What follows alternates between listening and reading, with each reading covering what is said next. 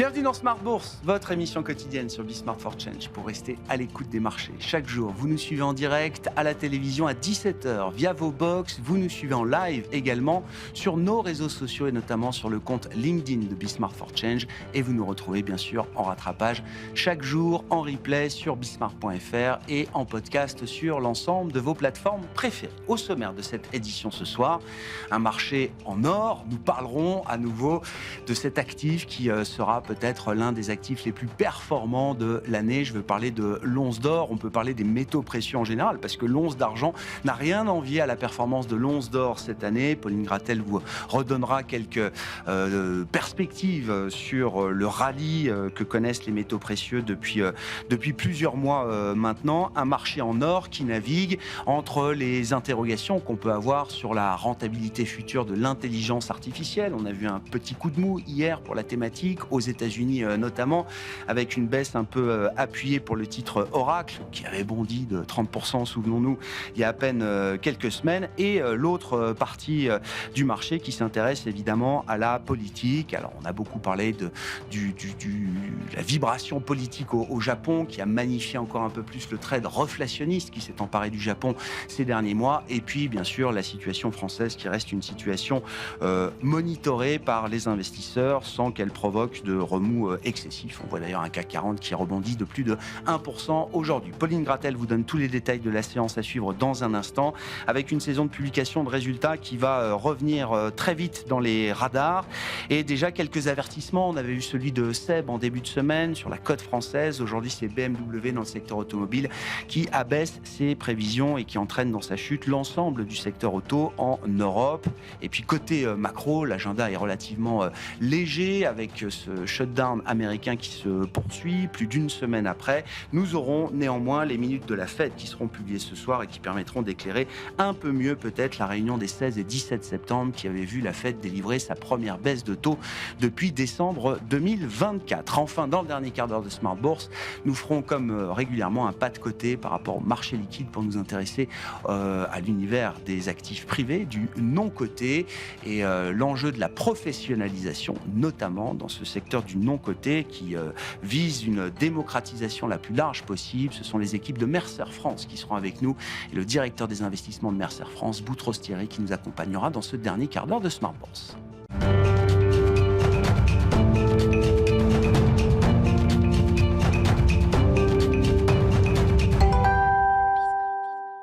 Tendance, mon ami, chaque soir, en ouverture de Smart Bourse, nous retrouvons Pauline Gratel qui vous apporte les infos clés du jour sur les marchés. Bonsoir Pauline. Bonsoir. Et les indices en Europe notamment qui évoluent en territoire positif aujourd'hui. Oui, le Stoxx 600 inscrit un nouveau record, tout comme le FTSE. En France, le CAC 40 regagne près de 1% et évolue au-delà de 8000 points, soutenu encore aujourd'hui par les valeurs du luxe et la sidérurgie. Aux États-Unis, les indices sont ouverts en hausse après que le S&P 500 a clôturé hier en repli pour la première fois après 7 séances de hausse consécutives. Un titre qui fait l'actualité aujourd'hui en Europe, c'est BMW qui chute d'ailleurs à Francfort. Oui, le constructeur allemand chute de près de 10% et est dernier du Stoxx 600 après avoir revu à la baisse ses prévisions de bénéfices annuels en évoquant le ralentissement de la demande chinoise et l'impact des droits de douane. Tout le secteur auto est dans le rouge. Renault, Volkswagen et Porsche cèdent plus de 2%. Bon, il y a sans doute un lien évident entre les difficultés du secteur automobile en Allemagne et ces chiffres de production industrielle allemande qui a lourdement chuté. Oui, la production industrielle allemande recule de 4,3% en août, après une progression de 1,3% en juillet. Les analystes anticipaient un repli beaucoup plus mesuré de 1%. Le secteur qui, à l'inverse, bondit aujourd'hui en France et en Europe, c'est celui de l'acier. Oui, la Commission européenne propose un mécanisme de protection contre les importations déloyales, réduire les quotas d'importation, augmenter les droits de douane et réviser les quotas. ArcelorMittal est en tête du CAC 40 et gagne 5%, mais plus largement, c'est tout le secteur européen qui est en hausse. La tech US est-elle en train de ralentir? Le thème de l'IA est-il en train de se fragiliser? C'est la question que tout le monde se pose aujourd'hui. Oui, c'est Oracle qui, selon des informations rapportées par Bloomberg, pourrait afficher une marge bénéficiaire de son activité cloud computing inférieure aux attentes. Le titre a chuté hier de 7% au maximum avant de clôturer en repli de 2,5%. Aujourd'hui, le titre ouvre en hausse de 1% et Nvidia est également en hausse de 2%. Et puis en Asie, les indices majeurs ont clôturé en repli aujourd'hui, sachant que les marchés de Chine continentale sont encore fermés. Oui, le Hang Seng à Hong Kong et le Nikkei à Tokyo ont terminé leur séance en baisse d'environ 0,5%. Les sociétés technologiques asiatiques ont cédé du terrain dans le sillage de la tech américaine, certainement aussi victime de quelques prises de profit. Dans l'environnement actuel, l'or est donc devenu un actif clé, un actif stratégique pour bon nombre d'investisseurs et d'allocataires, l'or qui continue d'inscrire de nouveaux records. Oui, l'or a dépassé les 4 000 $ l'once hier. Cela porte sa progression à plus de 50% sur un an. L'or avait franchi le seuil des 3 000 $ en mars et avant le Covid, l'once d'or ne valait que 1 500 $. À noter que l'argent bondit aussi de 65% sur un an et de plus de 15% sur un mois. Un mot des marchés obligataires également, Pauline. En Europe, le rendement allemand à 10 ans évolue autour de 2,70%. En France, le rendement de même échéance se détend autour de 3,50%. Aux États-Unis, le rendement à 10 ans évolue autour de 4,10%. Sur le marché des changes, l'euro-dollar se traite autour de 1,1630. Quel sera enfin le programme de demain sur les marchés pour les investisseurs? Ce soir, on attend les minutes de la Fed. Demain, les investisseurs attendent aussi les résultats de LVMH et Delta. Et côté macro, on regardera aussi la balance commerciale allemande pour le mois d'août. Tendance, mon ami, chaque soir en ouverture de Smart Bourse, Pauline Gratel vous apporte les infos clés du jour sur les marchés.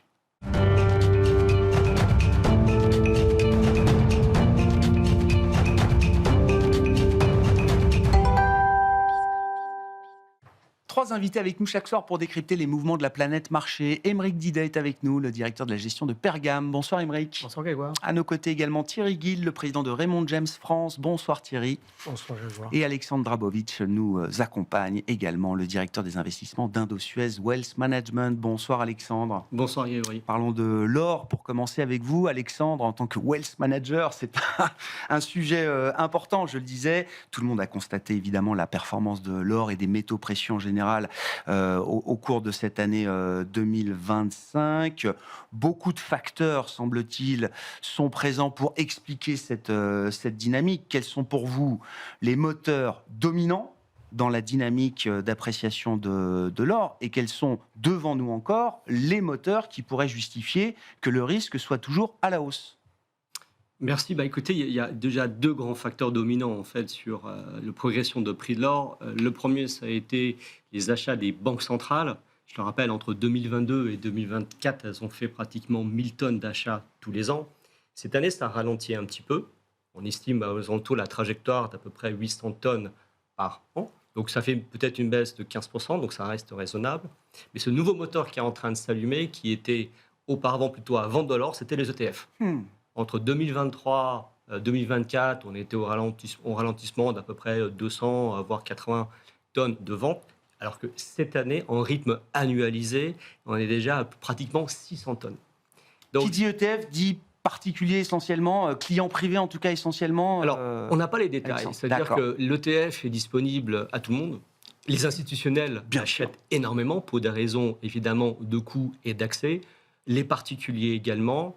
Nous, notre analyse est plutôt un peu plus institutionnelle, puisque les institutionnels sont peut-être un petit peu en retard dans les allocations. Alors, en banque privée comme chez nous, dans Wealth Management, c'est vrai que nos clients ont toujours de l'or et en général peut-être des allocations qui, dans le passé, étaient peut-être trop élevées, parce que l'or, en théorie, ne rapporte rien. En tout cas, aujourd'hui, ils sont bien contents de l'avoir en termes de diversification. Ouais. Donc, on a cette nouvelle force dominante des ETF, mais le troisième élément, et qui est nouveau aussi, et qu'on n'a peut-être pas tous en tête, c'est qu'il y a tout un phénomène d'ETF listés en Chine, puisque les Chinois aujourd'hui, qui sont en excédent de liquidité, sont capables d'acheter des ETF sur le gold en Chine. Et on estime aujourd'hui que les flux sur les ETF chinois sur l'or sont d'à peu près plus de 100 tonnes. Wow. Donc pour un seul pays, 100 tonnes, alors que vous savez que le reste du monde en achète, grosso modo, tout le monde achète aujourd'hui de l'or, et ce qui explique aussi un petit peu cette peur de louper le train, et donc tout le monde va vers l'or aujourd'hui. Un FOMO plaqué or, hein, c'est ça. C'était un des titres de la presse anglo-saxonne, je crois hier. Si tout le monde achète de l'or, est-ce qu'il y a encore des acheteurs marginaux qui seront encore acheteurs d'or demain? Si c'est la logique de flux là qui effectivement permet cette dynamique. Juste pour donner un peu de perspective, donc c'est 50% de hausse en dollars depuis le début de l'année. Ouais. Depuis Alors, j'ai pris comme référence Jackson Hole, le 22 août dernier, ce simili-pivot de la Réserve fédérale américaine. L'once d'or a pris plus de 20% sur la période, en un mois et demi. Donc, on voit bien que cette dynamique, elle a même tendance à s'être accélérée encore dans les dernières semaines, Alexandre. Ce qui est clair, je n'irai pas à l'encontre de cette dynamique. Ouais. Maintenant, il est vrai qu'après 50% de progression, on pourrait se poser des questions de prendre des profits. Nous, la réponse est plutôt non. Il faut rester investi sur l'or. Je pense réellement qu'il existe encore beaucoup d'investisseurs institutionnels qui sont en retard. Donc ce phénomène de flux et d'entrain, on n'est pas sur un choc sur l'offre, on est un choc sur la demande. Il y a un nombre fini, on est à peu près à 3500 tonnes de production d'or par an. La production est Donc aujourd'hui, entre les banques centrales et les ETF, c'est la moitié de la production qui disparaît tous les ans. Et alors, juste pour être précis, quand on gère des clients fortunés dans le wealth management, c'est quoi la recommandation dans une allocation? Quel poids peut représenter l'or? Alors, historiquement et aujourd'hui, par exemple, Alexandre? Je pense qu'honnêtement, beaucoup de clients sont déjà à 5%, certains sont à plus de 10%. Ah ouais, c'est ça. Et ce qui doit être très très loin du chiffre des investisseurs institutionnels. Qui sont plutôt inférieurs à 5%. C'est historique aussi. Beaucoup de clients privés, etc. C'est un peu le socle de leur allocation qui a beaucoup progressé aussi par l'effet marché. C'est spécifique à une clientèle et à un segment de marché. Mais cette clientèle continue à acheter. Qu'est-ce que ça vous inspire, cette hausse de l'or? Qu'est-ce que ça reflète? De quoi cette hausse est-elle le symptôme, selon vous, Thierry? Et puis, il y a des actions qui permettent de jouer l'or aussi. Pour une fois, j'ai vu que les minières aurifères offraient un véritable effet de levier par rapport à la progression du métal or en tant que tel. Alors, sur les mouvements sur l'or, je ne serais pas forcément le mieux placé pour répondre, mais ce que ça reflète très clairement, c'est à la fois, j'ai écouté une forme de spéculation. Je regardais encore un graphe tout à l'heure, on a parlé sur des échéances plus courtes, mais sur une durée de 25 ans.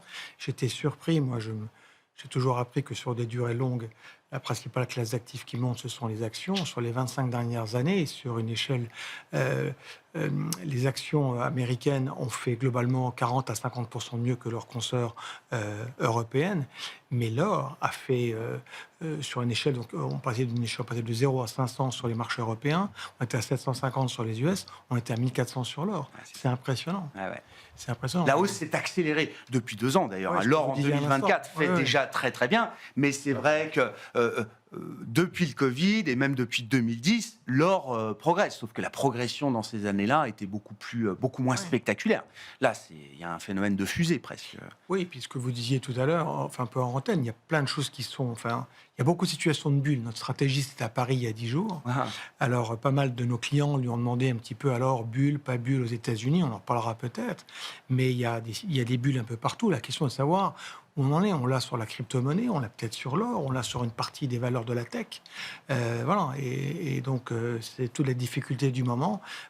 Pratiquement tout monte. Est-ce que l'or en tant que thème de marché vous intéresse? Et surtout, qu'est-ce qui nous apprend? Est-ce que l'or reste un actif refuge? Est-ce que ça devient un vrai thème d'investissement à part entière? Et puis derrière l'or, c'est aussi l'ensemble des métaux précieux. J'inclus l'argent, qui est aussi un métal physique dit de la transition, qui a des vraies utilisations industrielles. Et puis même au-delà des métaux précieux, est-ce que c'est l'ensemble du compartiment métaux, matières premières qui doit être regardé avec intérêt aujourd'hui, Aymeric? Il y a beaucoup de sujets là-dedans, mais c'est vrai que l'or en tant que tel a été favorisé parce qu'il y a eu un message pour une fois assez clair des banques centrales qui ont dit on va acheter de l'or. Donc à partir du moment où vous avez les banquiers centraux qui disent on va acheter de l'or, ça pousse énormément d'investisseurs à suivre le train et à se projeter investisseurs en or. Donc là, pour le coup, ça justifie la hausse du cours de l'or. La hausse du cours de l'or, oui, elle peut avoir l'air d'être assez vertigineuse, mais souvent, elle est dans des temps d'investissement très courts. Donc il ne faut pas se tromper dans le timing. Parce que si on loupe le train, pour le coup, on peut rester très longtemps avec un investissement qui ne fait rien, pendant que les marchés, à l'inverse, bougent et offrent des rendements. Donc là aussi, attention à ne pas arriver trop tard sur une classe d'actifs. On a également un nombre fini, en effet. La production d'or, elle est claire. Annuellement, on est entre 3000 et 3500 tonnes d'or produites. On sait qui sont les premiers producteurs, c'est la Chine. Donc aujourd'hui, on sait aussi que d'un point de vue fondamental, pure exploitation, joaillerie, industrie, c'est fini, on sait où va l'or. Donc là, pour le coup, on est dans le financier, dans le spéculatif. Donc là aussi, ça incite à faire un tout petit peu attention. Par contre, quand on investit sur les marchés financiers, il y a les minières. Et les minières, pour le coup, souvent, elles ont été en retard, elles n'ont pas eu réagi par rapport aux hausses des cours de l'or. Vous prenez les derniers cycles de hausse du cours de l'or, on n'a pas eu... Il n'y avait pas une corrélation très intéressante. Minières, notamment pour plein d'histoires d'ESG à l'époque. Ouais. Et aujourd'hui, on met tous ces sujets un petit peu sur le côté, on réinvestit sur la classe d'actifs, beaucoup d'investisseurs sont revenus. Et donc, on en est, pour le coup, on n'a pas fait du tout le retard qu'on avait dans la valorisation des minières. Et là, il y a, à mon avis, plus de potentiel à investir dans les minières que d'investir aujourd'hui dans l'or, qui, encore une fois, est un actif qui n'a pas de rendement. Donc là, en avoir en diversification dans son portefeuille, peut-être 3% ou 5% maximum, peut-être, oui. Mais là, pour le coup, aller investir dans les minières, là, ça a du sens, ça a beaucoup de sens, parce que, encore une fois, au niveau des valorisations, on n'est pas à des niveaux historiquement hauts. En plus, il y a souvent un petit phénomène de retard dans les minières par rapport à l'évolution du cours de l'or. Donc, lors des publications, on va s'apercevoir notamment que ça va se retrouver, parce que beaucoup de minières, quand elles produisent et qu'elles vont chercher de l'or, elles couvrent assez naturellement, rapidement, leur production afin de pouvoir se refinancer, financer du développement de la recherche et de l'exploitation minière. Or là, pour le coup, à chaque fois que le cours de l'or monte, ça va améliorer leur marge. Donc, c'est pour ça que l'investissement dans les minières, pour moi, est plus productif et à mon avis plus intéressant que d'aller investir de l'or aujourd'hui à plus de 4 000 $ l'once. Il y a une vraie surperformance des minières orifères par rapport à, je le disais, à la performance de l'or. Pour quelles raisons vos clients détiennent de l'or ? Est-ce que ça devient un vrai thème d'investissement, Alexandre, ou est-ce qu'il y a toujours l'idée que c'est un anxiolytique, que c'est un actif refuge, et est-ce que la détention d'or aujourd'hui reste le signe d'inquiétude élevée, d'un niveau d'inquiétude élevé, par exemple, chez des clients dans le segment du wealth? Complètement, c'est l'actif refuge numéro 1. C'est un actif tangible, donc vous pouvez physiquement l'avoir si vous voulez chez vous. Ça, c'est quelque chose de très important psychologiquement pour beaucoup de clients. Et puis, on est dans un monde où il y a quand même une défiance par rapport aux monnaies classiques, une défiance. C'est un dépassement global, c'est le dollar, c'est tout le monde. À la dette publique, voilà, c'est la dette les publique. niveaux d'endettement. Voilà, exactement. Et sur certains de nos clients qui sont un peu plus âgés, on va dire, qui ont peut-être un historique un peu plus long, donc ils ont des expériences soit de famille ou quand même ont vécu, où ils savent pertinemment qu'on peut avoir des moments beaucoup plus chahutés sur les marchés. Et donc, c'est un actif de diversification, refuge plus diversification. Alors en plus, il faut rajouter aujourd'hui, dans un monde avec des liquidités relativement importantes, donc les liquidités arrivent, et bien, quand on les réinvestit, on réalloue également. Alors, on n'est pas dans la logique, j'achète à 4 000 et je ne sais pas ce qui va se passer après. Dans une logique d'allocation, eh bien, vous allez réallouer sur l'or. Dans un monde avec de la liquidité, eh bien, une partie de cette liquidité se retrouve sur l'or. Bon, à propos de chahut ou de risque de chahut, parlons de la tech américaine et du thème de l'IA. Avec vous, je veux bien, Thierry, c'est la question que je pose. Est-ce qu'on est encore en 1996, le moment où Alan Greenspan évoque l'exubérance irrationnelle des marchés, ou est-ce qu'on est déjà au 4e trimestre 1999, c'est-à-dire après 3 années de rallye spectaculaire sur le Nasdaq américain à l'époque et 3 mois avant le pic de mars 2000 qui a commencé à marquer évidemment la dégringolade et l'éclatement de la bulle TMT à l'époque. Alors, où est-ce qu'on se situe dans cette séquence ? La réponse rapide, c'est on est entre les deux. D'accord. On est plutôt en 98. 98. Oui, disons que l'idée un petit peu de notre stratégie, c'est qu'il a pris comme repère un petit peu le début de la forte hausse du milieu des années 90 dans la tech avec l'IPO de Netscape qui avait lieu à l'époque en 1995. Pour ceux qui s'en souviennent, ça remonte à quelques années en arrière. Et on compare un petit peu le vrai démarrage de la thématique de l'IA, que beaucoup prennent comme point de départ, même si la tech avait déjà bien monté avant, qui remonte pratiquement en novembre-décembre 22. Voilà. ChatGPT, c'est octobre ou novembre 22. C'est dans ce voilà. Donc on arrive pratiquement à la 3e année, et si donc on démarre en 95, on est en 98, et la question qui va intéresser un peu tout le monde, c'est qu'est-ce qui s'est passé après ? Alors, la première chose, c'est qu'on est sur des valorisations plus élevées. J'ai des chiffres là où on était sur des bases. Si on compare aujourd'hui, on est sur des PE d'à peu près. Alors sur le SPI, si on regarde l'année prochaine, mais on est sur des niveaux d'à peu près. Alors sur le SPI, 25 fois cette année, un peu moins l'année prochaine. Mais on est sur des PE un peu plus tendus. Par contre, les marges sont beaucoup plus élevées aujourd'hui. D'accord. Parce que les sociétés les grosses boîtes de la tech gagnent de l'argent. On n'avait quasiment pas à l'époque. Ce qui s'était passé après en 98 jusqu'à 2000, c'était plus de volatilité. Est-ce que ça sera le cas ? C'est pas impossible. Donc ça, il faut se méfier. Mais néanmoins, la grosse phase de hausse, elle est intervenue entre 98 et 2000, et dans un ratio de 1 à 3 fois. Donc, moi, je me garderais bien de dire qu'on a encore une grosse phase de hausse aussi importante. Mais la ressemblance s'arrête là. Les situations sont vraiment assez différentes, tant au niveau des profits des sociétés, du niveau de leur marge. Mais par contre, il y a une excessive concentration d'acteurs. Hein. Ça ne s'élargit pas. Ce n'est pas un thème qui s'élargit beaucoup, là. 2023, ça a été, 2023, ça a vraiment été les magnifiques 7. 24, ça a été plus été Nvidia. Vous parliez tout à l'heure, il y en a eu d'autres bien sûr, mais et cette année, j'ai regardé un petit peu les plus fortes hausses quand vous regardez. C'est pas tant Nvidia ou ce genre d'acteur, c'est Palantir, c'est Broadcom, c'est Oracle. Vous en avez parlé tout à l'heure. C'est ce genre d'acteurs. Il y a des noms qui sont en train de se réveiller un petit peu, des anciens qu'on a pratiqués il y a 20 ans, des IBM. J'ai pas vu IBM qui était au plus haut, là, c'est ça? Oui. Soit il m'a semblé voir ça. Soit c'est basé sur le quantique, parce qu'on sait qu'ils sont avec Google, là-dessus, il y a un marché important à développer. Mais bon, il y a un peu Dell qui se développe aussi, Hewlett-Packard Enterprise, qui sont des noms que beaucoup avaient laissés. Et j'ai découvert il y a 10 jours deux noms, en ce qui concerne, que nous, on n'a pas vu, qui sont en fait tout ce qui est disque dur, des sociétés comme ScanDisk, comme Western Digital, qui sont dans les plus fortes hausses de l'année. Trouver des clients qui étaient sur ce genre de véhicule, il n'y en a pas beaucoup. Hein, parce que... Et ils sont présents dans cette chaîne de valeur. C'est des boîtes qui arrivent à réintégrer le bon wagon et à se repositionner dans une chaîne de valeur nouvelle pour eux. C'est un peu le jeu du moment, parce que Nvidia n'est pas forcément celle qui est la plus détenue par... C'est un peu surprenant, parce que tout le monde la prend comme étalon sur l'IA. Mais disons que si on sort un peu des acteurs, des acteurs de l'IA, c'est un peu le jeu du moment. C'est aller chercher un petit peu qui, dans la chaîne de valeur, va en profiter. Et de manière un peu étonnante, il y a un secteur qui sont les data centers, et depuis quelques mois... ça marche pas. Les sociétés comme l'immobilier de data center, c'est ça? Ah oui, ça marche pas. Les Equinix, les Digital Realty, en fait, c'est un peu étonnant. Alors, quand on voit les capex dans les grands acteurs et quand on voit toutes les participations un peu croisées, on a du mal à s'y retrouver. Et comment on explique ça? C'est un peu compliqué. Alors, je peux l'expliquer sur Equinix. Ce que explique notre analyste, c'est que c'est justement beaucoup d'investissements réalisés dans le développement, et donc ça va altérer leur marge. Mais c'est une explication que je trouve un peu courte. J'ai pas de véritable explication, mais je reconnais que c'est un secteur un peu à la traîne. Bon, le fait, parce que là, on a...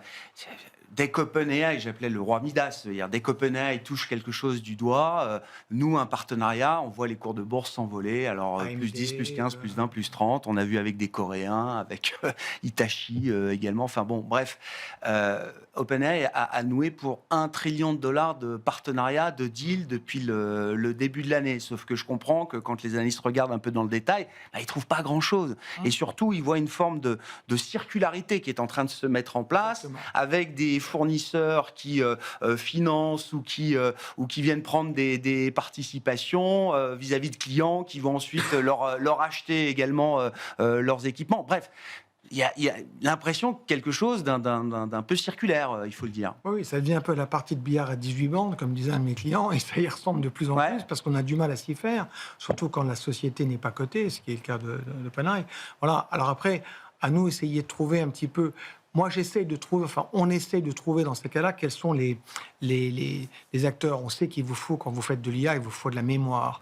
Un des thèmes qui est très en retard cette année, ce sont les boîtes de logiciels. Le plus bel exemple, c'est Salesforce. Et vous avez Adobe aussi, donc c'est un secteur en retrait sur la partie tech. On a joué globalement les semis dès le départ, c'était Nvidia, on a vu un peu de hardware, mais voilà, donc est-ce que là, il y a des opportunités ? Peut-être, mais c'est le jeu du moment. Voilà, essayer de trouver un peu des noms. Le prochain étage de la fusée, quoi. Oui. Bon, comment on navigue dans ce thème de l'IA? Parce qu'évidemment, la tech américaine reste incontournable du fait de son poids, du fait de l'innovation aussi, quand même, que cette industrie apporte au reste du monde. Comment on navigue dans ce thème-là, tout en sachant qu'on est peut-être, et l'histoire se répète quand même parfois, elle rime en tout cas parfois, tout en sachant qu'on est peut-être en train de naviguer dans une bulle qui pourra continuer de gonfler, mais qui à un moment peut provoquer aussi beaucoup de douleurs, au moins sur le plan financier. Tout à fait. Alors, comment on navigue? En étant investi déjà, ça c'est la première chose. D'accord. Le risque, c'est de ne pas être investi dans ce thème aujourd'hui. Exactement, parce que c'est ça qui a fait quand même la croissance des marchés financiers ces dernières années, qui continue cette année encore. Donc, attention quand même à l'histoire de la circularisation, parce que quand on voit Nvidia, Oracle, OpenAI, les uns financent les autres, qui achètent des produits aux autres et qui promettent des commandes à un. Le tout à coût de 100 milliards à chaque fois. Quoi. Exactement. Donc, c'est les 100 milliards qui se sont baladés la semaine dernière. D'accord. Donc c'est bien gentil, mais il y a un moment donné, il y a quelque chose qui va pas fonctionner. Donc à un moment donné, il faut quand même s'intéresser à ça. Maintenant, on sait que la vague de l'IA, elle est extrêmement puissante, extrêmement importante, et elle se fait avec des acteurs qui ont les moyens de financer ces croissances. Donc là, pour le coup, c'est pour ça qu'on dit il faut quand même participer à ces vagues-là.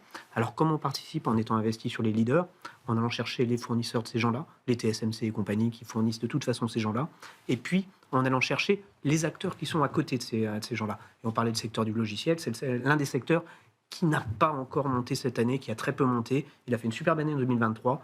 2024, vraie grande pause. Et 2025, pour le moment, quasiment rien. Non. Ça monte de 5% à peine le secteur des softwares cette année. Pourquoi? Parce que le marché est réticent à faire des paris sur des boîtes de logiciels dont on ne sait pas si elles vont rentabiliser justement l'IA à travers leurs solutions. Et surtout, est-ce qu'elles ne vont pas être disruptées par l'IA? Aujourd'hui, le grand débat, c'est de savoir si le secteur du logiciel ne va pas entièrement être disrupté par l'intelligence artificielle. Sauf que quand on regarde les acteurs de l'IA aujourd'hui, en fait, ils s'en servent pour aller à augmenter leur croissance. Donc nous, on fait partie de ceux qui pensons que, au contraire, le secteur du software, des logiciels, sera net gagnant. Tout à fait, sera prometteur. Donc aujourd'hui, quand on regarde le secteur en soi, il se paye à peu près 6 fois le chiffre d'affaires, quand en 2023, il était à plus de 10 fois. Alors il y avait un peu d'exubérance, évidemment, mais on est revenu sur la moyenne historique. Donc on n'est pas survalorisé sur ce secteur-là. C'est ce qui nous fait être confiants, typiquement, dans le secteur du software qui va pleinement bénéficier de l'intelligence artificielle. Donc, restons investis sur ces thématiques-là et allons aux US parce que malheureusement, en Europe, il y a très très peu d'acteurs là-dessus et c'est malheureusement un peu des perdants. Quand on voit les montants qu'on a en face aux États-Unis, on a une Europe qui n'a pas été capable, encore une fois, de financer la croissance. Non, mais des entreprises européennes vont utiliser ces solutions d'intelligence artificielle. Oui, on va courir derrière. On va courir derrière, malheureusement. Comment on aborde ce thème aujourd'hui, à ce stade, maintenant que l'IA est installée, en tout cas dans l'esprit de tout le monde sur les marchés, Alexandre, encore une fois, avec le risque de rater peut-être encore des mois, des trimestres et pourquoi pas une paire d'années de hausse de ce thème? Moi, ce que je dirais, c'est qu'on parle beaucoup ici des États-Unis. Vous l'avez dit, en Europe, il n'y a rien. Mais ce qu'on oublie, c'est qu'il y en a plein en Asie. Ouais. Pour rentrer d'Asie, Alexandre. Voilà, exactement, c'est là où je voulais en venir. Ouais. Et c'est un bon moyen, ça. Oui. Ouais. Alors non seulement c'est un bon moyen, mais je pense que beaucoup d'investisseurs l'ont déjà vu. Là où, à une certaine époque, la Chine était vue comme ininvestissable, il y a quand même un changement d'attitude et de perception. Vous avez même maintenant des investisseurs américains, des hedge funds américains, qui disent, bon, maintenant les États-Unis, c'est déjà joué, c'est cher, tout le monde y est. La Chine, c'est pas cher, c'est un gros marché, il y a des grosses capis. Et puis surtout, et ce qui est très différent des années précédentes, c'est que c'est maintenant les Chinois eux-mêmes qui achètent leur marché domestique. Pourquoi? Parce que vous avez, alors il y a eu le fameux moment DeepSeek en début d'année, mais pas que. Il y a cette réalisation évidemment que là, la technologie est beaucoup plus avancée qu'on ne l'imaginait en Chine. Il y a un retour de confiance qui est quand même visible sur place. L'éclatement de l'immobilière est toujours là. Elle reste en travers la gorge évidemment pour beaucoup d'investisseurs parce que c'était le moteur numéro 1 de création de richesse. Mais il y a ce système d'entrain, c'est-à-dire que la bourse commence à monter. Les investisseurs deviennent un peu plus optimistes. Du coup, ils réinvestissent dans le marché. Ça s'auto-entretient à un moment où des valorisations restent très, très peu chères. On ne voit pas d'exubérance sur ce marché. Il y a un rattrapage encore, selon nous, très, très, très, très important. Et puis, il y a aussi un gouvernement chinois aujourd'hui qui dit il faut investir sur la technologie. Xi a fait un petit peu un volte-face sur la technologie en recevant lui-même les grands patrons des boîtes de la tech. Ma a été réhabilité. Et donc, voilà, tout ça aujourd'hui crée ce nouveau moment de confiance avec des liquidités phénoménales. Ouais, c'était mon point, parce que si la Chine a été considérée ces dernières années comme ininvestissable, il faut quand même se souvenir pourquoi. C'est-à-dire que, oui, effectivement, dans la période Covid, on a vu une reprise en main très violente d'un certain nombre de secteurs qui ont pu être rayés de la carte comme ça d'un trait de plume. On avait parlé de l'EdTech, des jeux vidéo, la disparition de Jack Ma, l'IPO de Ant Financial qui est sabordé 48 heures avant par le pouvoir en place à Pékin. L'attitude de Pékin, vous dites, a changé. Ce qui rendait la Chine ininvestissable il y a quelques années, ce sont des facteurs ou des barrières ou des freins qui ont été levés. Elle redevient investissable pour les investisseurs internationaux, c'est certain. Je ne dis pas que les Américains, ils ont fait le pas. D'accord. Il reste peut-être encore un petit peu en retrait. Mais néanmoins, et ce qui, pour moi, je dirais le plus sain dans l'histoire, ce sont les investisseurs domestiques qui achètent les actions chinoises. D'accord. Tant que le domestique n'accepte pas, n'est pas lui-même convaincu d'acheter ses propres actions, ce n'est pas forcément bon signe. Je vous donne un chiffre qui est absolument phénoménal, c'est que l'excédent d'épargne en Chine est aujourd'hui de plus de 25 000 milliards de dollars. Voilà. Un tiers de ça a été rajouté depuis la partie Covid. Donc, il y a eu l'ajustement sur l'immobilier, c'est vrai, mais il y a une accumulation d'épargne absolument phénoménale qui ne s'est pas déversée sur le marché boursier, qui commence à se déverser. Évidemment, les Chinois, qu'est-ce qu'ils vont acheter ? C'est la tech, c'est le e-commerce, aussi des banques, parce que les banques, ça rémunère bien, et les assureurs. Et on est sur un phénomène d'entrain très, très positif, puisque cet argent, en fait, il ne sort pas de la Chine. Il ne peut pas sortir. Non, j'entends. Ou il sort par tout petit montant. Et aujourd'hui, le gouvernement chinois commence à inciter à faire des réformes, et ça, c'est peut-être encore plus important, des réformes pour que les assureurs et les fonds de pension allouent sur leur propre marché domestique avec des cibles d'allocation qui sont... Qu'on renforce le marché domestique. Voilà. Et ce qui donne aussi peut-être un marché qui est un peu plus sain. Et ce n'est pas que du retail spéculatif. Les assureurs et les pensions y vont aussi. Il y a des mains fortes et des mains longues, puissantes, qui arrivent à venir aussi en soutien de ce marché. D'un point de vue pour un investisseur international, oui, la tech chinoise, elle protège en partie du risque peut-être de correction sévère à un moment sur la tech américaine. Si la tech américaine se retrouve dans une turbulence un peu lourde, j'imagine que l'ensemble de la tech mondiale va être entraîné, Alexandre. Je pense que ça, c'est un argument de diversification pour les fonds internationaux. Ce n'est pas un argument pour les investisseurs chinois ou asiatiques. Non. Mais clairement, pour les investisseurs internationaux, on sait que la corrélation entre les actions chinoises et les actions américaines est relativement faible. Alors, ça ne veut pas dire que ça va pas se recorréler demain, mais il y a forcément de la différenciation à faire dans la construction de portefeuille, et notamment au risque de concentration qu'on avait évoqué tout à l'heure, parce que ce n'est pas forcément toujours très prudent d'avoir 5, 6, 7, 8% de Nvidia. Évidemment, vous vous dites, allez, je vais en mettre 1 ou 2 sur TSMC, sur d'autres boîtes de la tech en Asie. Je suis un peu diversifié, mais je joue pour la même thématique. Bon. On a vu la tech au Japon, la tech en Corée du Sud, la tech à Taïwan.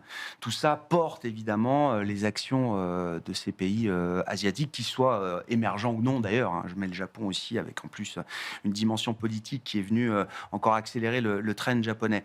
Si on revient aux actions américaines, Thierry, on va rentrer dans la saison de publication de résultats. Le 3e trimestre aura été marqué par la mise en œuvre quand même d'un niveau de barrière douanière relativement élevé. Alors, tous les tarifs ne sont pas encore passés, peut-être.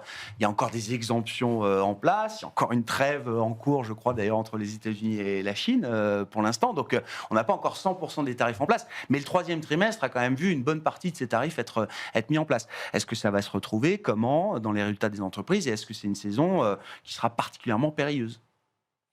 Non.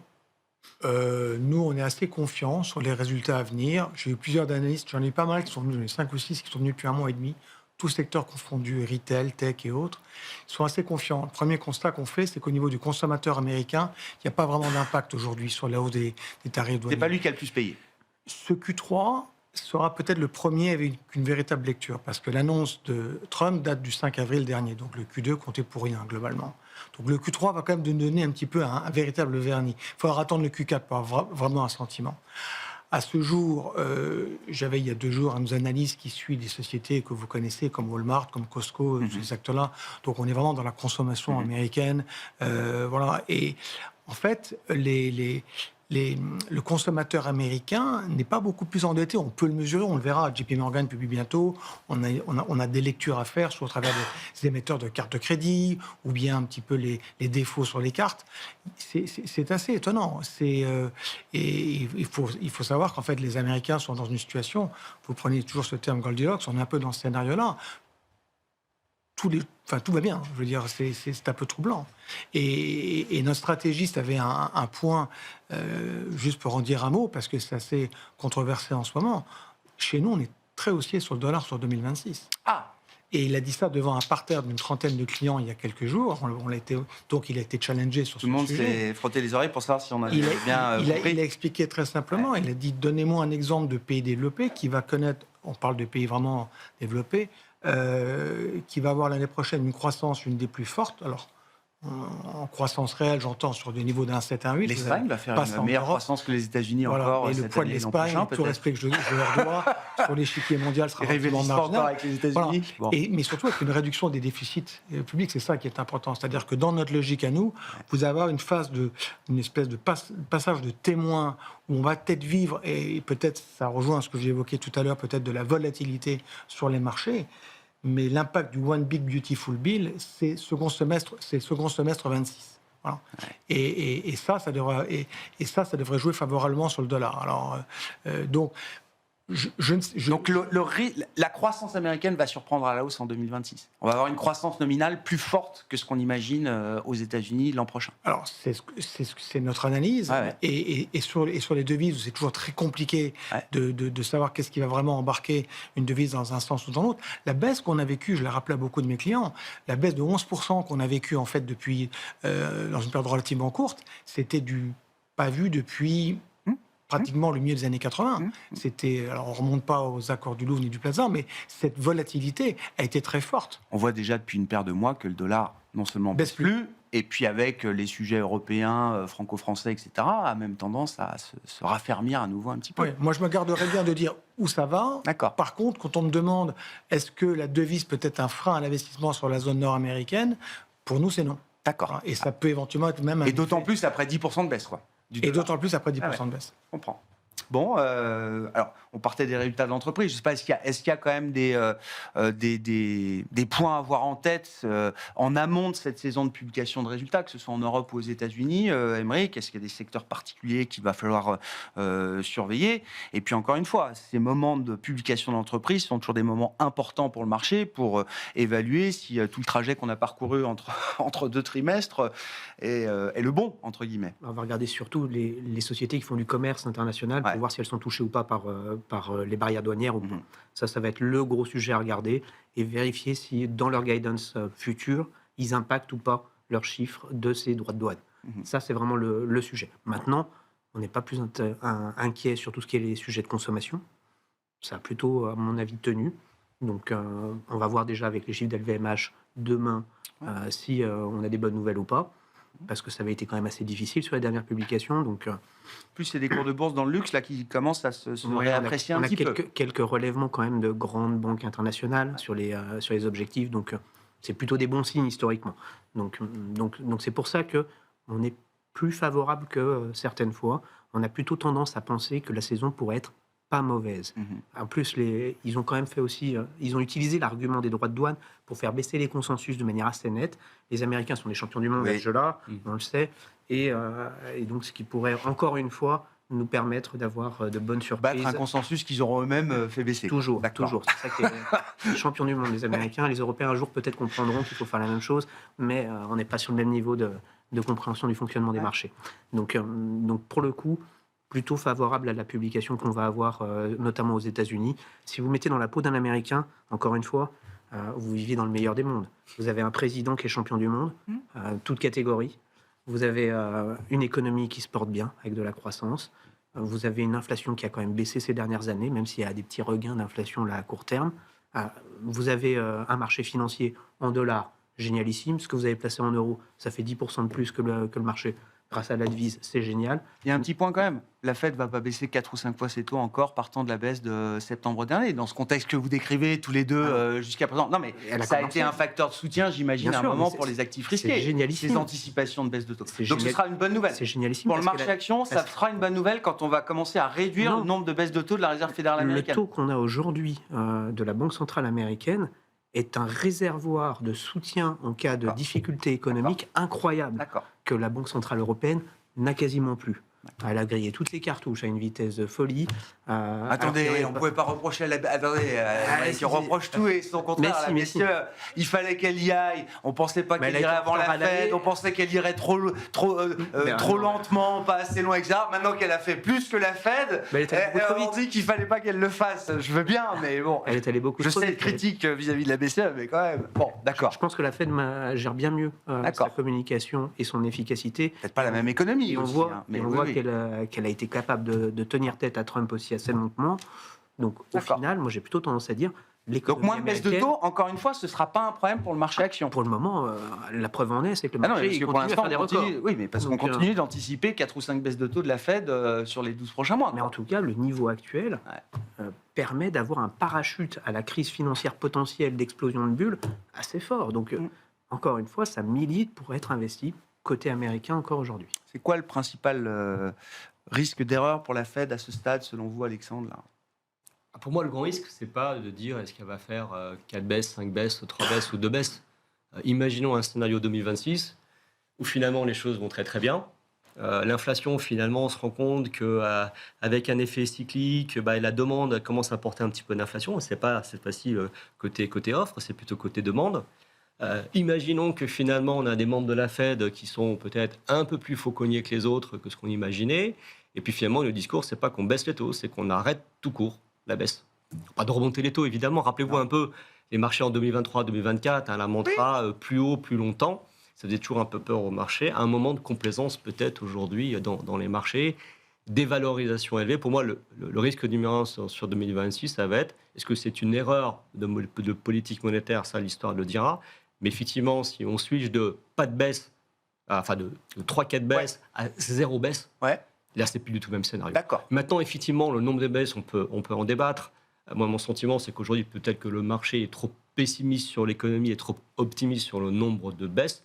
Nous, on tape plutôt chez Indosuez pour 3 baisses supplémentaires, ce qui serait quand même déjà bien. On irait partant avec celle de, plus de celle de septembre. Oui, tout à fait. C'est ça. Voilà, donc on arriverait sur la borne entre 3,25 et 3,5, ce qui par rapport à l'inflation, si on fait un taux neutre réel de 1, à 3,5, c'est logique. Voilà, aller jusqu'à 3, moi, ça me paraît un peu optimiste. Néanmoins, le marché est dopé par cette perspective de baisse de taux. On dit toujours ne pas aller à l'encontre de ce que fait la Fed, mais la Fed pourrait faire à un moment donné un pivot. Je pense que la probabilité est basse, mais elle n'est pas nulle. Voilà, mais dans l'autre sens. Oui, c'est ça. On ne compte plus le nombre de pivots dans un sens ou dans l'autre. Qu'est-ce qu'on en dit, le stratégiste de Raymond James, sur le risque d'erreur de la Fed aujourd'hui? Un peu ce que vient d'être dit, c'est-à-dire en fait le risque, c'est qu'en fait on baisse moins les taux. Et en fait, le marché ne joue pas ça en ce moment. En fait, les mauvaises nouvelles aujourd'hui sur l'emploi sont plutôt bons pour le marché. Parce qu'on est sur le scénario, ça accompagne. Chaque mauvaise nouvelle supplémentaire, c'est une baisse de taux en plus de la Fed. Je caricature, mais c'est un peu l'idée, quoi.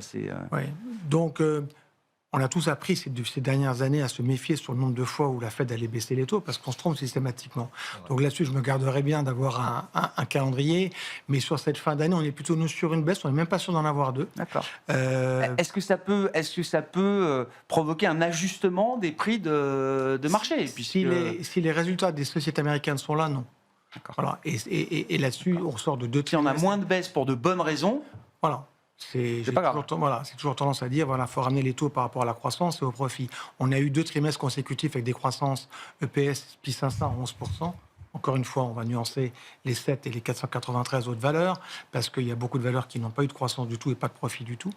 Mais sur le trimestre à venir, on a vu un certain nombre de nos confrères des grandes maisons, que je ne vais pas citer, mais qui sont montrés beaucoup plus confiance sur cette fin d'année. Ça vaut ce que ça vaut. Nous, on est sur des objectifs. Il y a un chiffre qui est assez facile à retenir. Alors cette année, sur l'année prochaine, on est à peu près sur des niveaux d'à peu près $300, $305 de profit attendu, ce qui est un peu une sorte de consensus. Le marché est à peu près à 6,700. On est sur des bases de 22 fois et demi. Si les taux baissent, il y a encore un potentiel de hausse. C'est notre scénario. Bon, on suivra ça avec intérêt, avec déjà les minutes de la Fed ce soir, une institution qui continue de délivrer ses chiffres et sa communication pendant ce shutdown, en attendant toujours la publication un jour du dernier rapport mensuel sur l'emploi aux États-Unis. Merci beaucoup, messieurs. Merci d'avoir été les invités de Planète Marché ce soir avec nous. Thierry Guil en plateau, le président de Raymond James France, Alexandre Drabovic, le directeur des investissements d'Indosuez Wealth Management, et Aymeric Didel, le directeur de la gestion de Pergame.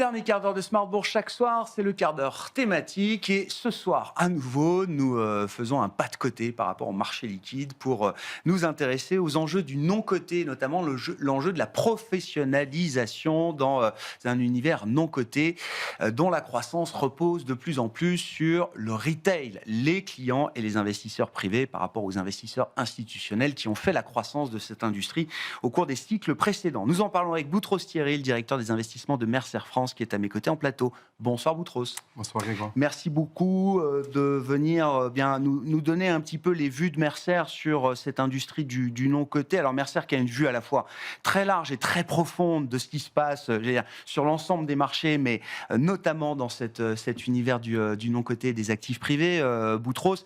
Et puis des équipes Mercer, j'imagine, qui étaient présentes à tous les grands rendez-vous de rentrée qui rassemblent cette industrie, que ce soit à Berlin avec le Super Return ou à l'IPM encore ces derniers jours ou ces dernières semaines à Paris, qui sont toujours des moments de rencontres un peu clés entre les GPs, les gestionnaires de fonds, et les LPs, leurs investisseurs partenaires. Qu'est-ce que vous retenez de ces rencontres, de cette rentrée 2025 et de l'ambiance justement et du rapport de force entre GPs et LPs aujourd'hui? Alors, c'est toujours des moments intéressants. On a des rendez-vous toute l'année, souvent privés avec les GP et les LP. On avait plus de 6000 participants à cet événement. Super Return et d'autres événements attirent aussi beaucoup de monde. C'est un bon moyen pour sentir un peu le pouls du marché. Voir aussi quels sont les rapports de force, comme vous le disiez, entre GP et LP. Et puis après, dans cet écosystème, il y a aussi beaucoup d'autres acteurs. Il y a des avocats et d'autres acteurs qui interviennent dans cet écosystème-là. On a ressenti, j'allais dire, un peu plus de sincérité. C'est un peu méchant du point de vue des GP, mais on peut plus se cacher maintenant par rapport à l'état du marché. Il n'y a pas de péril. Nous, dans les études que l'on fait, dans nos propres visions, on n'a pas une vision qui est négative ou qui est de dire que les marchés non cotés ne fonctionneront plus. En revanche, il y a une nécessaire prise de conscience sur l'état du marché. Et on sent que les GP, enfin, prennent conscience de ça. Et de toute façon, ils ont maintenant un discours qui est plus de vérité avec les LP, puisque pour certains, ils n'ont pas pu distribuer ce qu'ils avaient prévu. Ah oui.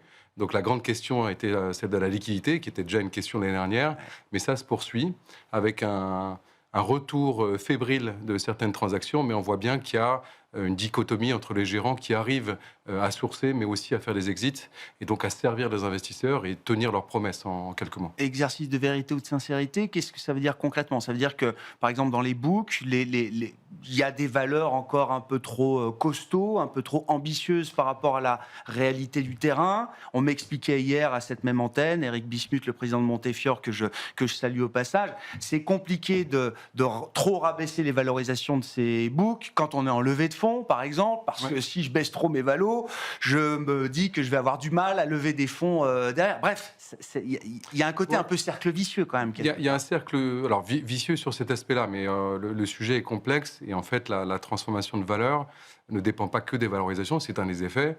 Bien entendu, il y avait les effets de levier, qui a été un gros sujet là depuis 2022 avec la remontée des taux. Et c'est pas seulement une problématique de valorisation, et pas seulement une problématique d'actifs qui restent collés dans les books, parce qu'il y a aussi des très bons actifs que les GP ne souhaitent pas vendre, d'où le développement des fonds de continuation, et donc l'explosion du secondaire. Qui alimente d'ailleurs d'autres parties du marché. C'est aussi pour ne pas lâcher des entreprises en portefeuille dont on considère qu'on n'est pas allé au bout de la création de valeur. Bien sûr. Et nous, on a des équipes qui sont spécialisées là-dessus et qui sont des spécialistes des transactions, donc qui analysent deal par deal pour voir sur les propositions de fonds de continuation, soit monoactifs, soit multi-actifs, quelles sont les bonnes propositions. Est-ce que c'est simplement pour gagner du temps parce qu'on n'a pas envie de vendre à la casse, ou est-ce que c'est parce qu'on ne veut pas vendre à d'autres un actif qu'on considère intéressant, qui a encore de la valeur dans l'avenir. Exactement. Bien sûr. Donc, je pense par rapport à votre question sur le pouls du marché, il faut toujours faire attention aux généralités. En tout cas, il y a une prise de conscience et il y a une dichotomie qui va se faire entre des acteurs qui ont réellement des problèmes et d'autres acteurs qui réagissent bien et ont les moyens de bien réagir à cette situation. Ça, c'est côté GP. Et puis, côté LP, il y a aussi une digestion nécessaire. Et donc, certains LP qui, c'est pas qu'ils n'ont pas forcément envie d'investir sur de nos côtés, mais tant qu'ils n'ont pas de distribution, notamment pour le private equity, ils réinvestissent pas, ou en tout cas moins qu'auparavant. D'où ce gap. Alors, c'est le chiffre de Bain Capital. Là, c'est ça. Pour $3 demandés par les GPs dans les levées de fonds prévues cette année, les LPs ne veulent ou ne peuvent plus en apporter qu'un. Oui, alors le ratio de 3 pour 1, il est dû à cette indigestion. Et quand on regarde l'évolution des marchés depuis 20 ans, il y a eu un x2, en gros, entre 2012 et 2019, Covid. Covid, effet d'accélérateur sur la tech, avec encore un x1.8, x2 jusqu'à 2022. Et là, un phénomène d'indigestion, de remise en question avec la hausse des taux. Et les chiffres, on a commencé à les voir en 2024, qui se sont un peu tassés parce qu'il y avait beaucoup de poudre sèche. Donc il y a un effet retard, de toute façon, dans les marchés de côté. Bien sûr. Donc c'est seulement en 2024 qu'on voit un tassement, et puis la prise de relais du retail. Donc en fait, 3 pour 1, oui, ça doit être ce ratio-là, qui est dû au fait d'une prise de recul des LP, de manque de distribution, donc de peu de réinvestissement, et une industrie qui se transforme et qui doit encore se transformer dans les prochaines années. On va parler évidemment du relais, du retail, du wealth, etc. Tout dépend quel segment on choisit dans l'univers des investisseurs privés particuliers, Boutros. Mais encore un moment de ce moment darwinien peut-être qui guette l'industrie. Alors là, c'est un chiffre, c'est une étude que vous avez menée avec Olivier Wyman, c'est ça, qui montre que 20% des gestionnaires d'actifs privés risque de disparaître dans les 5 prochaines années. C'est pas non plus une hécatombe, c'est peut-être un mouvement assez naturel. Et puis sous forme d'anecdote, c'est le chiffre que je cite là depuis quelques jours qui a été mis en avant par le management de KKR. Pour 19 000 fonds de private equity aux États-Unis, il y a seulement 14 000 McDo. Il y a plus de fonds de private equity que de McDo aux États-Unis. Cherchez l'erreur, entre guillemets. Oui, l'erreur ou en tout cas... Ou le succès d'une industrie qui a été très florissante ces dernières années. De nouveau, il y a deux façons de regarder ces chiffres-là. Outre, je ne commenterai pas le nombre de McDonald's aux États-Unis, je ne suis pas un expert. Il n'y en a peut-être pas assez. Il n'y en a peut-être pas assez. Non, pour ce 19 000, ce chiffre de 19 000 fonds, si on le regarde sur l'évolution, quand on a dit x2, x4 en 10-15 ans sur les marchés, ce n'est pas seulement en volume, bien sûr en volume, mais aussi en nombre de gérants. Il y a aussi beaucoup de nouveaux acteurs. Mais aussi 19 000 fonds, si vous prenez le nombre de sociétés non cotées aux États-Unis, ce n'est pas si énorme que ça. Il y a à peu près 500 000 sociétés non cotées. On le sait qu'il y a de moins en moins de sociétés cotées. En fait, la capitalisation boursière des États-Unis et au niveau global qui a explosé, c'est faite avec une réduction du nombre de sociétés cotées par 2. Donc en fait, il y a 4000 sociétés aux États-Unis qui ont pris une grosse partie de la capitalisation boursière. Donc ça fait courir des risques de valo ou de volatilité. Sur la partie non cotée, il y a encore beaucoup de sociétés à financer. Et donc 500 000 sociétés, 19 000 fonds, ça fait à peu près 20-26 sociétés par fonds. Bien entendu, le calcul ne se fait pas en 1 pour 1, mais il y a de la matière et il y a de quoi aller investir. Mais en perspective, ce chiffre. Voilà. Et ça, c'est pour le private equity. Les autres classes d'actifs, type dette privée, infrastructure, ont des besoins de financement. La dette privée pour prendre le relais des banques, qui se désengagent, et l'infrastructure, pour ne citer que cet autre secteur, il y a des besoins de macro de financement qui se chiffrent en milliards d'euros. Donc il y a un besoin de financement. C'est juste qu'il y aura une modification de la façon dont l'industrie se compose et un phénomène darwinien certainement sur les sociétés de gestion. Et une grande polarisation, c'est-à-dire, bon, j'imagine que les grandes firmes, les plus grandes firmes mondiales, américaines ou anglo-saxonnes, elles continueront de dérouler leur... Il y a des très bons françaises, bien sûr. Non, mais en termes de taille d'encours, effectivement, c'est quand même plutôt, j'imagine, chez les Américains et les anglo-saxons, mais il y a des très belles firmes françaises et européennes, mais continueront de dérouler leur plan de marche. Quels sont ceux qui vont souffrir? Quels sont ceux qui vont disparaître? C'est quoi l'acteur moyen qui n'a pas vocation à survivre dans les 5 prochaines années là? Alors, nous, on savait que ça allait être dur en 2022, mais simplement sur la dichotomie entre les performances des gérants, ceux qui arrivent à sourcer, ceux qui arrivent à sortir. C'était les éléments techniques sur la stratégie en elle-même. Et c'est vrai qu'il y a un phénomène encore plus large sur des sociétés de gestion qui ne pourront plus opérer tel qu'elles le font. Donc soit elles vont disparaître, soit elles vont fusionner avec d'autres. Mais c'est vrai qu'il y a une prime aujourd'hui aux gros acteurs, ou en tout cas aux acteurs qui ont les épaules pour modifier leur stratégie, plateformiser leur stratégie, leurs produits, pour avoir plus de types de stratégies en fonction des configurations de marché, et réussir les défis du retail qui nécessitent des gros investissements qui mettent du temps à payer, en fait. Bon, allons-y sur le retail. De quoi on parle? En termes de masse et de projection, Qu'est-ce que cette source de revenus, d'argent nouveau pour l'industrie et pour les GPs, qu'est-ce que ça va représenter dans les prochaines années? Et qu'est-ce que vous observez, encore une fois, de votre poste d'observation privilégié, des bonnes pratiques qu'il y a dans cette industrie vis-à-vis d'une nouvelle clientèle, d'un nouveau segment de clientèle, et peut-être des moins bonnes pratiques, ou en tout cas d'une tentation d'aller peut-être un peu trop vite avec une offre mal ficelée et des prix et une tarification pas adaptée à une clientèle et aux besoins d'une clientèle différente de la clientèle institutionnelle. C'est clairement le nouveau relais de croissance. Pas qu'il n'y aura plus de croissance sur l'institutionnel, mais elle sera certainement un peu plus faible, ou en tout cas diverse, un peu moins sur le private equity, plus sur d'autres classes d'actifs. Le relais de croissance retail, il est identifié par tout le monde, et c'est pour ça que malgré ce tassement des distributions et cet environnement beaucoup plus complexe, on a de nouveaux fonds qui se créent, notamment des fonds evergreen. C'est aussi un thème de l'industrie sur les fonds evergreen ou semi-liquides. Il y a autant de noms que... Donc on peut régulièrement faire des dépôts et régulièrement avec des fenêtres de tir, des conditions, etc. Théoriquement, quand tout va bien. Donc, théoriquement, alors. Théoriquement, bien sûr, parce que on a des actifs qui sont illiquides. Et donc, il y a beaucoup de communication qui a été faite pour aller chercher ces relais de croissance. C'est des acteurs qui l'ont fait de manière très agressive ou rapide. Et on voit bien qu'il y a déjà des remontrances qui sont faites notamment par l'AMF sur certains acteurs, soit sur la communication marketing, soit sur la structure de frais. Pour ce qui est des performances, c'est un peu trop tôt parce que ces fonds-là ont été créés il y a 3-4 ans, pour la plupart. Ça fait 10-15 ans que nous, on suit des fonds evergreen, mais il y a eu un afflux très important en France, en Europe, dans le monde entier. Et c'est seulement dans 3 à 5 ans qu'on verra réellement quelle sera la différence entre les fonds. Mais on peut les percevoir dès aujourd'hui parce qu'on voit qu'il y a des problématiques de frais et de structures qui ne sont pas adaptées à ce que peuvent délivrer les marchés non cotés, notamment en termes de liquidité. Donc il y a une grosse crainte.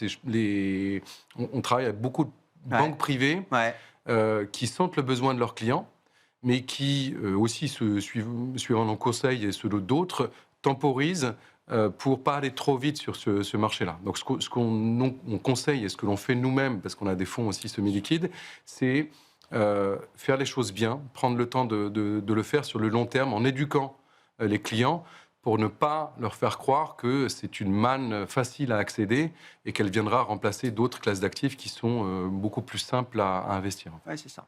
On ne joue pas avec la confiance future de nouveaux clients ou d'épargnants privés. Oui, pour préserver l'industrie, préserver les investisseurs. Ouais. Ce n'est pas seulement l'industrie, parce qu'investir sur du long côté, il y a des fondamentaux de long terme qui sont intéressants. Mais il faut le faire bien et les régulateurs l'ont compris. Et donc, mettre beaucoup de temps, de ressources pour réguler ça, et elles-mêmes en ayant leur propre marge d'expérience, leur courbe d'expérience aussi exactement, vis-à-vis exactement. de Voilà. ces nouveaux produits et cette nouvelle clientèle. Merci beaucoup, Boutros, d'être venu nous raconter cette aventure du non-coté qui continue évidemment. Boutros Thierry, le directeur des investissements de Mercer France, était l'invité de ce dernier quart d'heure de Smart Bourse ce soir.